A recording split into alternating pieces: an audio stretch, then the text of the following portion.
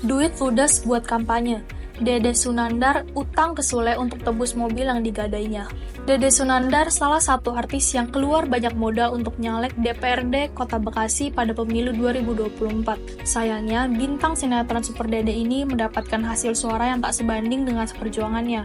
Dede Sunandar bercerita sampai harus melepas 2 mobilnya untuk ongkos kampanye.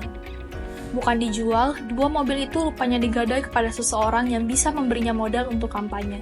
Karena waktu itu Dede Sunandar bercerita, banyak orang yang minta dibelikan mobil, gamis, hingga meja kursi untuk kebutuhan ranting selama dirinya kampanye. Dede Sunandar yang baru pertama kali terjun ke dunia politik ini mau tak mau menjalani semua hal tersebut selama kampanye. Mobil dijual ada urusannya sama kampanye, karena dapat uang lah gadai mobil dari seseorang, terus kampanyenya. Ada yang minta gamis, ada yang minta mobil, ada yang acara segala macam. Terus ada yang minta ini itu ya saya jalanin. Ujar Dede Sunandar dalam YouTube Asal Media Oktober 2023 lalu. Sampai akhirnya istri Dede Sunandar, Karen Herta Tatum pun bertanya mengenai keberadaan mobilnya yang tak ada di rumah. Rupanya Dede Sunandar mengadai kedua mobilnya itu tanpa sepengetahuan keluarga, terutama sang istri. Terus bini nanya, yang satu kemana mobilnya? Saya jawab, ada, sudah diduitin, ujar Dede Sunandar. Karena itu, Dede Sunandar pun berusaha menebus kembali satu mobilnya jenis Suzuki R3 dengan cara berutang kepada Sule. Keluarga nggak tahu, yang R3 sudah ditebus tapi yang satu sudah hilang terjual. Yang R3 kan pinjam duit sama bapak Sule pagi-pagi, ujar Dede Sunandar. Sule lantas bercerita kala itu Dede Sunandar mendadak datang ke rumahnya pagi hari tanpa memberi kabar terlebih dahulu. Waktu itu Dede WhatsApp tiba-tiba sudah di depan rumah. Terus gue liat CCTV Dede lagi ngobrol sama si Dadang.